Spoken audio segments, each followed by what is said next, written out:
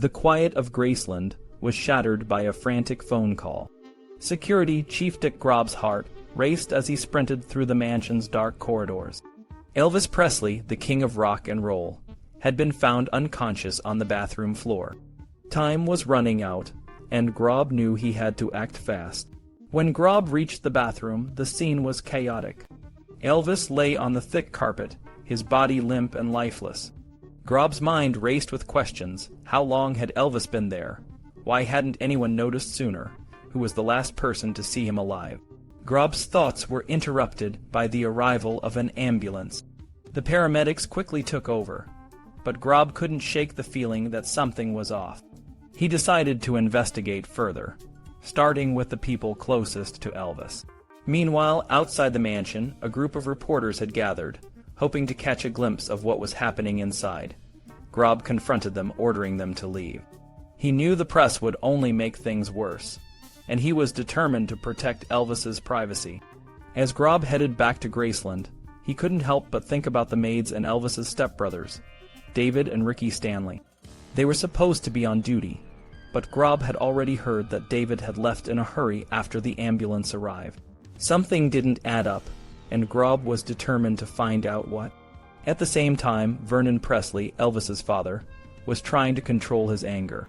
He blamed Dr. Nick, Elvis's personal physician, for his son's death. Vernon suspected that Elvis might have been poisoned, and was determined to get answers. He planned to confront Dr. Nick before the funeral, but he also wanted to keep the details of Elvis's death from the public to protect his son's legacy. The next day, as Elvis's body was taken to the Memphis funeral home, Grob faced another run-in with the press. This time, it was a photographer who was trying to snap pictures.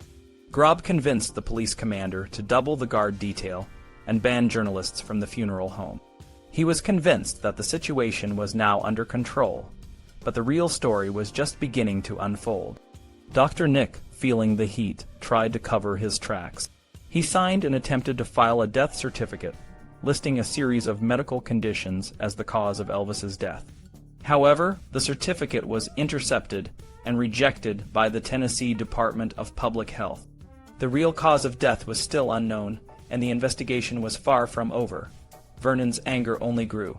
A month after Elvis's death, a bizarre incident occurred at a football game. Dr. Nick's friend, Dr. Charles Langford, was shot in the shoulder. Police initially thought it was an attempt on Dr. Nick's life, but the bullet was later determined to be a stray. The incident only added to the mystery and tension surrounding Elvis's death. As the media began to report on Elvis's passing, the story was filled with vague and misleading information.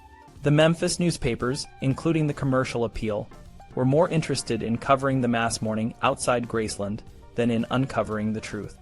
They reported that Elvis had died of a heart attack, but the details were sketchy and didn't add up. Ginger Alden, Elvis's fiancée, gave an exclusive interview to the Commercial Appeal, but her account of the events was inconsistent with the police report. She described finding Elvis's body in a way that didn't match the official account, and she avoided any mention of his drug use. As the days passed, the truth about Elvis's death became more elusive. The medical examiner, Dr. Jerry Francisco, was in control of the investigation, and he was determined to keep the details under wraps. The press was shut out, and the public was left with a sanitized version of events. But the questions lingered. How did Elvis really die? Who was responsible? And why were so many people trying to keep the truth hidden? The answers were out there, but they would require someone brave enough to dig deep and uncover the truth. The night everything changed was just the beginning of a much larger story. The Commercial Appeal was a newspaper that prided itself on its reliability and its strong support for E.H. Boss Crump, who was a powerful figure in Memphis politics for many years. Crump's influence was so strong that even after his death in 1954, his legacy continued to shape the city. This legacy affected many things, including how the newspaper treated local celebrities like Elvis Presley. Elvis, the king of rock and roll, was a local hero in Memphis. The Commercial Appeal treated him with special care, often shielding him from negative press. If a cop tried to give Elvis a speeding ticket, it rarely made it to court. If a reporter wrote something unfavorable about Elvis, the editor would quickly remove it from the story. When Elvis's health began to decline, the newspaper's coverage became even more protective. Jim Kingsley, a reporter who had known the Presley family since Elvis's childhood in Tupelo, Mississippi, was the go-to person for all Elvis-related news. Kingsley was a trusted friend to the Presley family and often acted as a gatekeeper for information about Elvis. He would check with Elvis's father, Vernon, before writing any story, and if Vernon didn't want the story to be published, Kingsley would usually comply. Kingsley's protective stance sometimes meant that important news about Elvis was overlooked. For example, when Elvis was on tour in Las Vegas and received a death threat, Kingsley initially downplayed the incident.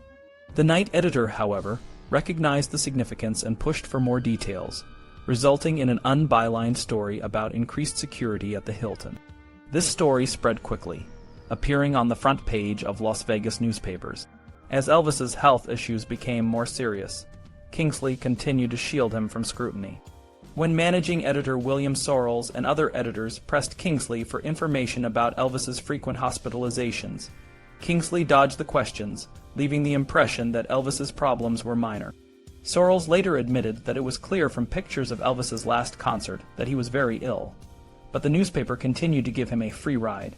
2 weeks before Elvis's death, a book titled Elvis, What Happened, was published by 3 of his former bodyguards. The book revealed details about Elvis's drug use and other private matters. The Commercial Appeal published a story about the book without a byline, but instead of using it as a starting point for deeper investigation, the newspaper simply dismissed the book's claims. They quoted Elvis's road manager, Joe Esposito, who denied any drug use and suggested that the authors were bitter. Meanwhile, the Press-Simeter, a rival newspaper, was more forthcoming with Elvis news. Bill E. Burke, a gossip columnist, wrote extensively about his personal experiences with Elvis, including a phone interview with Elvis's girlfriend, Linda Thompson, after his death. Linda said that Elvis only took prescribed medications and denied the widespread reports of his drug use. However, the real investigative work was being done by Beth Tamke, a medical reporter for the Commercial Appeal.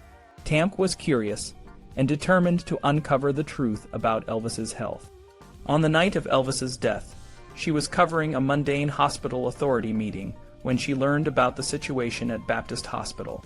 She immediately dropped her assignment and focused on Elvis.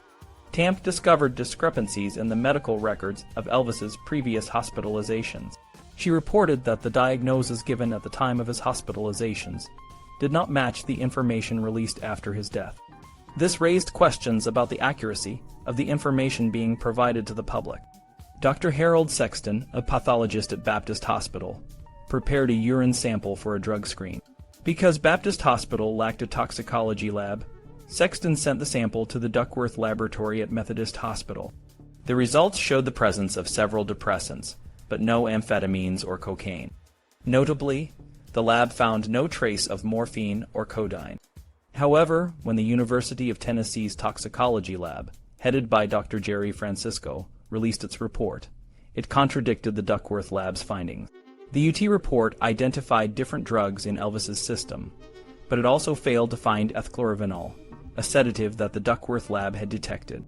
This discrepancy suggested that the UT lab might have burned off the drug during testing. Sexton and his team, realizing the importance of accurate results, decided to send samples to an independent lab in California called Bioscience Laboratories. They hoped this lab could provide more reliable information about what caused Elvis's death. In the newsroom, Beth Tamke was building a network of sources to help her investigate further. However, she faced resistance from her superiors, particularly from the new Metro editor, who was more interested in feature stories than hard news. Despite this, Tamke remained determined to uncover the truth about Elvis's final days. Beth Tamke was under a lot of pressure. Her boss, Mick Ekron, was always on her case, telling her she wasn't doing enough. This pushed her to work even harder, thinking of ways to get another story in the paper and find a way to get through to Francisco, who was in charge of Elvis Presley's autopsy. One day, Tamke went to Dr. Muirhead, a pathology expert, and told him she was writing a story, but not about Elvis. She wanted to write about pathology. Muirhead said, "Sure, but you'll need to read this book." The book was on the history of pathology, but Muirhead couldn't find it in his office, so he sent his secretary to his house to get it. She got a speeding ticket on the way back, but Muirhead wouldn't let Tamke pay for it. Tamke read the whole book, even though it was more than she needed to know. Tamke also wanted to talk to Dr. George C. Nishapoulos, known as Dr. Nick, who was one of Elvis's doctors. Dr. Nick wasn't returning her calls, so she decided to go to his clinic early in the morning. When she got there, the receptionist told her she needed an appointment, but Tamke wasn't leaving without seeing Dr. Nick. She sat down, opened a book about Elvis, and waited. As the morning went on, Tamke noticed that many young women were coming in without appointments, asking to see Dr. Nick. The receptionist, who had been strict with Tamke, didn't seem to mind these women. Tamke made eye contact with the receptionist, making it clear she wasn't going anywhere. Finally, right before noon, they let her in. Dr. Nick gave her 10 minutes. Tamke asked Dr. Nick about Elvis's drug use, especially about his habit of shooting out TV sets when Robert Goulet was on. She asked a lot of questions quickly to make the most of her time. When she got back to the office, no one was there to transcribe her tape, so she had to do it herself. She barely finished the story in time for the first edition. In the story, Dr. Nick said Elvis didn't have a drug problem in the last 3 years of his life. He explained that Elvis had been unhappy with Ginger Alden, and that his sleeping pills were kept away from him to prevent him from taking too many. Dr. Nick believed Elvis had been dead for several hours before he was found, and didn't think he was an overdose victim. He said Elvis had only taken a couple of sleeping pills, and had some medication for his colon and sinus. Dr. Nick also talked about Elvis's heart problems. He said Elvis's blood pressure was sometimes very high, especially when he was stressed, but it could also be normal. He didn't think Elvis needed medication for his blood pressure. A week later, another newspaper, the Memphis Press-Scimitar, wrote a follow-up story about Dr. Nick denying rumors that Elvis had lupus. Peggy Birch, the reporter for the Press-Scimitar, was having a tough time. She was always one step behind Tamke, and it was frustrating. Tamke was more experienced and knew how to get the story. Tamke kept in touch with her contacts in the pathology community and called the medical examiner's office often. On August 26th, she finally got through to Francisco, the medical examiner.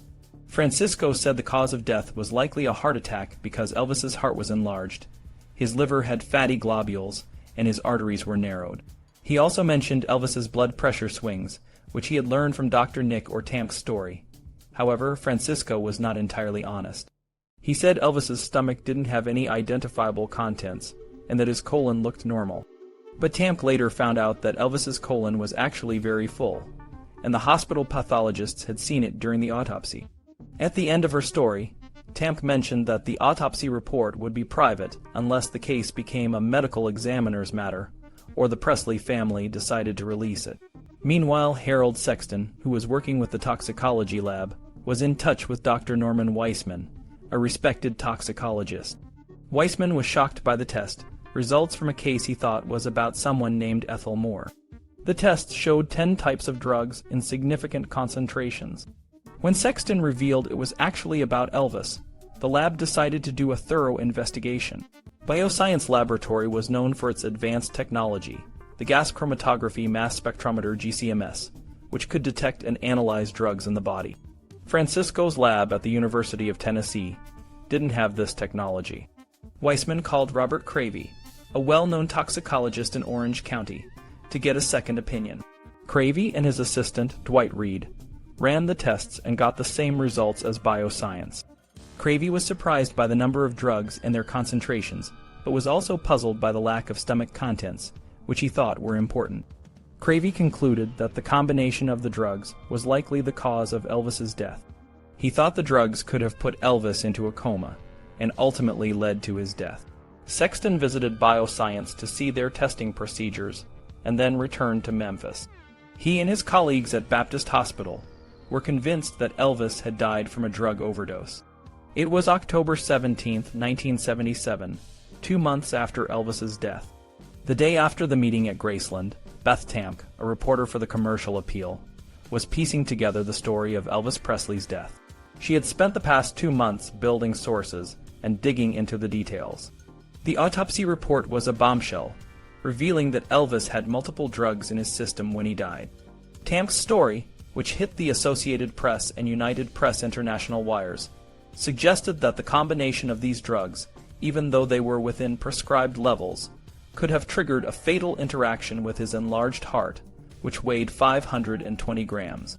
Dr. Jerry Francisco, the medical examiner, was not commenting publicly, but inside his office he was furious. He believed that Baptist Hospital and the pathologists involved were trying to dictate the final ruling on Elvis's death. Francisco called a meeting with his staff, including Dr. Jim Bell, and they concluded that the Baptist Hospital report was wrong and that the newspaper story was in error. Vernon Presley, Elvis's father, was shaken by the autopsy findings as presented by Dr. Muirhead and the Baptist Hospital team. Vernon was now receiving a different opinion from Francisco, which made the situation more palatable for him. Francisco told Tamke to hold off on writing more stories until his news conference on Friday, October 21, 1977, but Tamke wasn't waiting. She was determined to get the story about the death certificate, which was the key to everything. Tamke had a reliable source who had seen the death certificate. The cause of death listed was a heart ailment, with no mention of drugs, despite the presence of at least 10 drugs in Elvis's system. Francisco had signed the certificate the day before and had it hand-delivered to the local health department. Tamke's story, which appeared on the morning of October 21st, reported this crucial information. The reaction to Tamke's story was immediate and intense. Baptist Hospital and the pathologists involved felt betrayed by Francisco. Tamke's sources, who had risked their careers to provide her with information, were now more vulnerable. And Francisco, feeling that the hospital pathologists were overstepping their bounds, was more determined than ever to assert his authority. On the morning of October 21st, Francisco held his news conference. He ruled that Elvis Presley died of hypertensive heart disease with coronary artery disease as a contributing factor. He emphasized that drugs played no part in the death.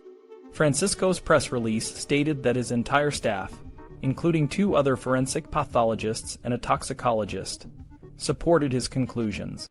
He also mentioned that 2 other toxicologists, whose identities were not disclosed, agreed with his findings. Francisco added that the decision on whether the drugs played a role in the death should be left to the forensic pathologist. Francisco's statement was a direct challenge to Dr. Muirhead and the Baptist Hospital team. Muirhead, an internationally recognized expert in hypertensive heart disease, was furious but remained silent, saying that Vernon Presley had his report and could release it if he wished. Tamke, however, was not done. Her sources provided her with a key portion of the bioscience toxicology report, which revealed the drug concentrations in Elvis's bloodstream. The results were alarming. Codeine was at 10 times the therapeutic dose, and morphine, a metabolite of codeine, was at a near-toxic concentration. Methaqualone Quaalude was at a toxic level, and diazepam Valium was at a low therapeutic level, but its metabolite was on the borderline of toxic. Ethinamate Valmid was high in the therapeutic range and possibly toxic, while ethchloravinol Placidil was on the toxic borderline. Pentobarbital was high in the therapeutic range, butabarbital was within the therapeutic range, and phenobarbital was in a low therapeutic range. These drugs acting together could have resulted in death by polypharmacy, according to Tamke's sources. Tamke's editors, however, refused to let her sources go further. When Tamke asked Francisco about the bioscience findings, he claimed that his own lab tests were more reliable and that Placidil wasn't really present in Elvis's system. This claim was met with skepticism by forensic specialists who knew the reputation of bioscience. In the days following Francisco's news conference, Tamke found herself off the story. Her hard-earned documentation of Elvis Presley's drug use was filed away in the newspaper's morgue, in what was known as the shit files. The commercial appeals management, led by editor Mike Grail, believed that the presence of drugs in Elvis's system marked the end of the newspaper's assignment. They argued that journalists weren't doctors or lawyers, and should let the medical professionals sort out the significance of the drugs and resolve their own dispute. Meanwhile, the city of Memphis was still reeling from the loss of Elvis. There were lawsuits over the right to market his name and image, tax claims, and concerns about the solvency of the Presley estate. Fans continued to visit Graceland, and the city was considering turning it into a museum. Vernon Presley, who had managed to hold the estate together, died of heart problems in June 1979, adding another layer of sadness to the story. Despite the setbacks, Tamke's work had a lasting impact. Her reporting had brought the truth about Elvis's drug use to light, and it would continue to influence the public's understanding of his death for years to come. Charlie Thompson landed in Memphis, excited but with a lot of work ahead. He had a mission to uncover the truth about Elvis Presley's death. Thompson had always been a tenacious journalist, and now, as a producer for ABC News 2020, he was determined to get to the bottom of one of the most mysterious celebrity deaths of the century. Thompson's first stop was his brother-in-law, Jim Cole, a veteran reporter at the Commercial Appeal. Jim, who was now a freelance writer, didn't share Thompson's enthusiasm. He thought the idea of digging into Elvis's autopsy 2 years after the fact was a waste of time, but Thompson was undeterred. He was driven by a sense of duty to uncover the truth, no matter how difficult it might be. The next day, Thompson headed to the Shelby County Courthouse. He walked into the clerk's office and asked for Elvis Presley's probated will and estate file. The clerk handed him a thick bundle of papers and directed him to a desk where lawyers usually reviewed court documents. Thompson started flipping through the pages, taking notes as he went. On page 6, he found something interesting: 10 separate notations about a Nishapoulos mortgage note collection. Nishapoulos was Elvis's doctor, and it seemed strange that a doctor would owe his patient such a large sum of money. Thompson also noticed multiple payments of over $10,000 to the medical group, Services on Tours. He had heard that the medical group was actually Dr. Nishapoulos' medical partnership. This raised more questions in Thompson's mind. Why was a doctor receiving so much money from his patient? And why was there a mortgage note in the first place? Curious, Thompson decided to get copies of the entire file. While waiting, he went up one flight of stairs to the circuit court clerk's office. There, he found a lawsuit filed by Dr. Nishapoulos, Joe Esposito, and Michael McMahon against Elvis for more than $100,000 in damages. The lawsuit claimed that Elvis had broken a promise to invest in a racquetball club and to let the partners use his name to promote it. Thompson was puzzled. How could a doctor borrow money from his patient, receive large payments, and then sue him? It didn't add up. Thompson got copies of the lawsuit and headed back to the probate court to pick up the other documents. He knew he would need to do more research, but he was starting to piece together a complex web of financial and legal issues surrounding Elvis's death. Next, Thompson went to the Commercial Appeal to visit Mike Grail, the newspaper's managing editor. Grail, who had a reputation for being blunt, greeted Thompson with a teasing tone. "What the hell you in town for, troublemaker?" he asked. "Elvis Presley," Thompson replied. "What killed him?" "His ticker quit," Grail said. "Ticker quit? But why? Were drugs involved?" "Find out for yourself," Grail answered. "You still know your way around the morgue, I guess." Thompson nodded and headed to the newspaper's morgue. The morgue was a vast archive of old news clippings, photographs, and documents. It was a gold mine for any investigative journalist. Thompson knew that if he could find any old articles or leads about Elvis's health and the circumstances of his death, he might have the material he needed to convince ABC to run the story. As Thompson sifted through the morgue, he felt the weight of the task ahead. He was determined to uncover the truth, no matter how challenging it might be. The story of Elvis Presley's death was more than just a celebrity gossip piece. It was a story that needed to be told. Thompson was ready to dive deep into the mystery, and he knew that the answers he found could change everything. Glenn Allen, the old clerk, had retired, and Thompson found himself introducing himself to a new face. He asked for the Presley files, and spent the afternoon going through about 20 or so envelopes, copying old clippings. Most of the stuff was boring, and Thompson began to wonder about the shit files, and if there was anything interesting on Elvis. But the new clerk was a mystery, and Thompson hesitated to ask, "Do you have anything good on Elvis in the shit files?" The library was new, but some of the furniture wasn't, like the green plywood cabinet with a big padlock. That's where the files used to be stored, and Glenn Allen had the key. Thompson decided to take a different approach. "I'm through with these envelopes. Are there more files?" he asked the new clerk. "Sure, they're in there." The clerk pointed to the green cabinet. But he needed to find E.B. Blackburn, the Metro editor, to get permission to open the files. The clerk left and soon returned with Blackburn, a short, neat man with a bow tie and a flat-top haircut. Blackburn greeted Thompson and unlocked the files. After some small talk about how much the paper had changed, Blackburn left with the clerk, leaving Thompson alone with the files. He started going through the material and found a plain white envelope. Inside were several lab reports. The first one was from Methodist Hospital about a patient named Ethel Moore, who had tested positive for 4 types of drugs. The second report was for E. A. Presley, showing that Elvis had 6 categories of drugs in his system. The third report was from bioscience laboratories in California, filled with numbers and symbols, and it defined therapeutic and toxic ranges. Thompson realized he needed to copy these reports quickly. He stuffed them into his shirt and headed to a copy machine in the newspaper's promotion department.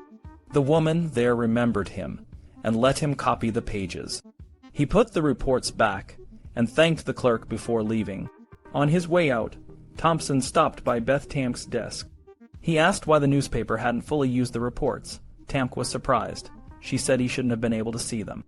Thompson then went to Baptist Hospital, where he met an old friend who was a resident.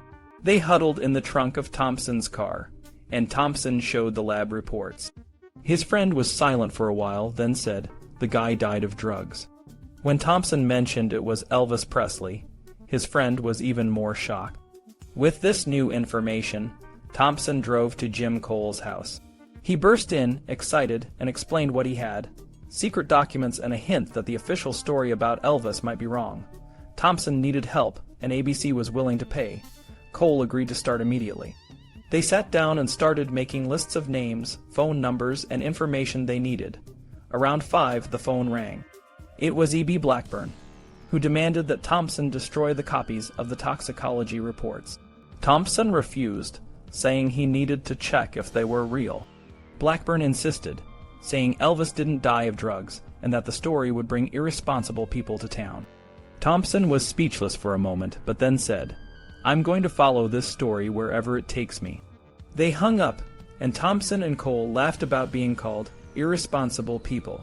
Thompson called Geraldo Rivera on the West Coast and mailed him a copy of the reports.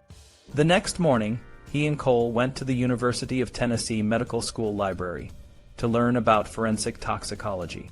The reports showed that Elvis had toxic levels of codeine, Quaaludes, and other drugs in his system.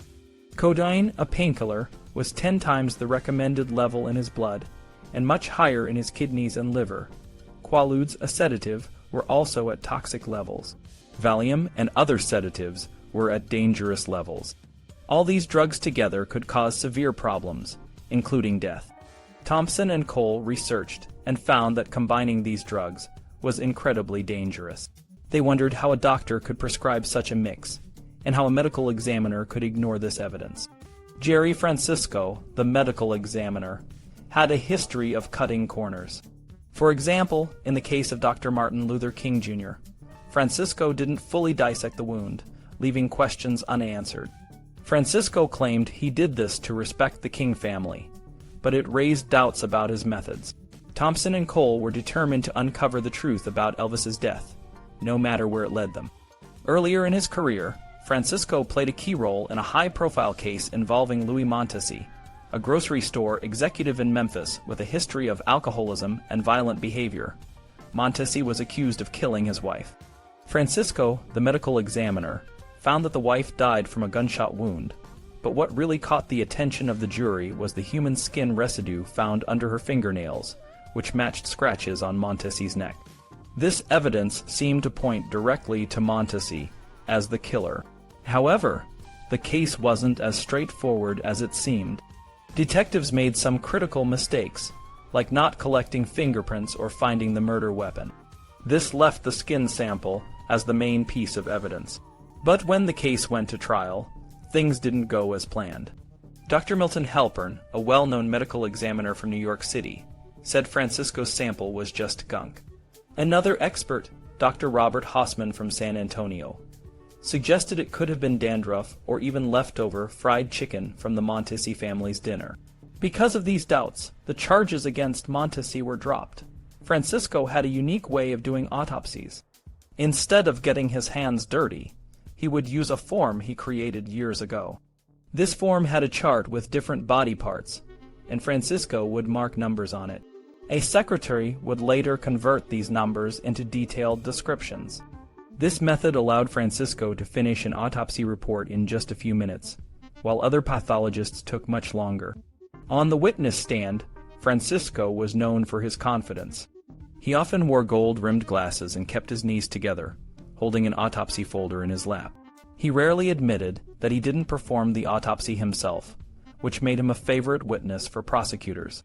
Dr. Eric Muirhead, a pathologist from Baptist Hospital, once testified against Francisco in a civil case. Muirhead said the man died of a heart attack, but Francisco insisted it was a blow to the head. Despite the evidence, Francisco stuck to his story, and the court ruled in his favor. Muirhead later told Francisco, "You just don't know how to play the game," to which Francisco replied, "Eric, you just don't know how to play the game." When it came to Elvis Presley's death, Francisco was the medical examiner. He ruled that Elvis died of natural causes, but there were doubts.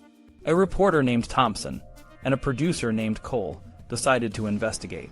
They found reports from bioscience laboratories, a lab that had analyzed Elvis's blood and found high levels of several drugs. When they showed these reports to Dr. Raymond Kelly, the lab director, he confirmed the results and said they were accurate. Thompson and Cole then went to the Shelby County Medical Examiner's office to get Elvis's autopsy report. Francisco gave them a public relations packet, but refused to provide the actual autopsy report, saying it was confidential. This made Thompson and Cole suspicious. They learned that Jim Rout, the coroner at the time, had also been unhappy with the information Francisco provided. Rout even considered convening an inquest to investigate further. Thompson and Cole also met with Morris Elliott, the executive vice president of Baptist Hospital, and two doctors, Eric Muirhead and Harold Sexton. The doctors were willing to help and confirmed that there was a strong disagreement between the hospital and Francisco. Thompson decided to sue Francisco to get the autopsy report. To build a strong case, Thompson sought help from experts.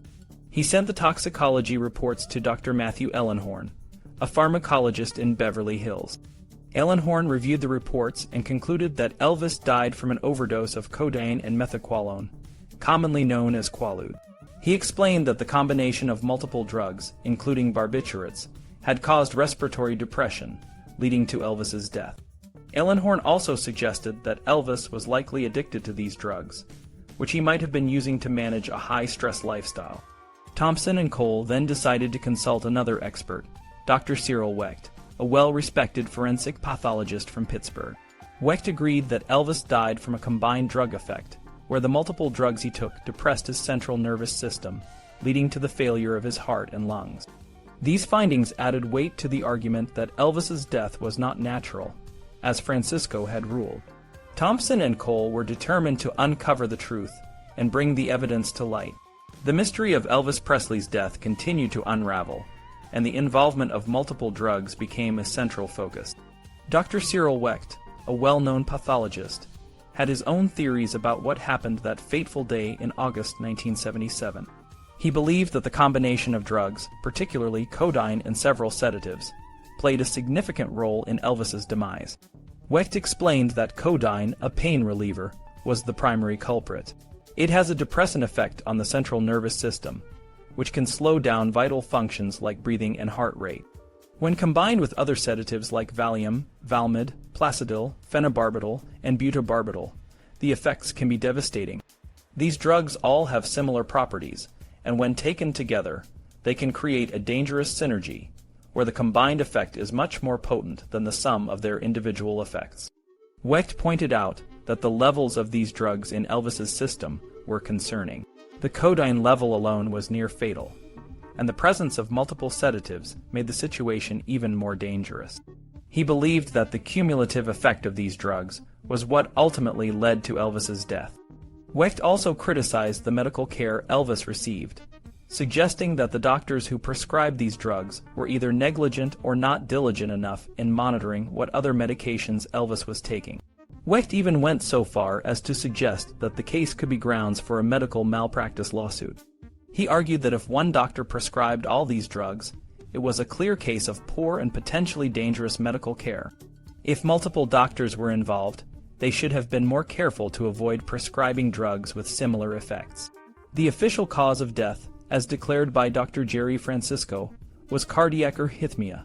However, Wecht found this diagnosis problematic. He pointed out that a pathologist cannot determine cardiac arrhythmia during an autopsy without additional tests, such as microscopic slides and toxicology results. These tests take time, and Dr. Francisco had not waited for the results before announcing the cause of death. Wecht also questioned the size of Elvis's heart and the extent of the clogging in his coronary arteries. He believed that the heart was not as enlarged as reported, and that the level of clogging was not unusual for a man of Elvis's age. The controversy surrounding Elvis's death didn't end with Dr. Wecht's analysis. Journalists and legal experts, like Charlie Thompson and Mike Pleasance, continued to investigate. They filed a lawsuit to obtain the autopsy report, believing that the public had a right to know the truth. The lawsuit was a complex legal battle, but it highlighted the need for transparency and accountability in medical practices. One of the key figures in the investigation was Dr. Lawrence Rubble, a gastroenterologist who had been consulted about Elvis's liver problem. According to an anonymous letter, Dr. Rubble had recommended that all of Elvis's drugs be discontinued, but Dr. Nishapoulos, Elvis's primary doctor, refused. This information suggested that Elvis's drug use was a significant health concern, even among his medical team. Another important source of information was Marion Koch, Elvis's private nurse. She had written a book, I Called Him Babe, which was a loving tribute to Elvis but largely avoided discussing his drug use. When interviewed, Mrs. Koch was reluctant to talk about drugs, but she admitted that Elvis was taking a lot of medication, all prescribed by Dr. Nishapoulos. The story of Elvis Presley's death is a tragic one, marked by a complex web of medical negligence, drug abuse, and the pressures of fame. It serves as a cautionary tale about the dangers of overmedication and the importance of responsible medical care. Even years after his death, the questions surrounding Elvis's last days continue to resonate, reminding us of the human cost of negligence and the importance of seeking the truth.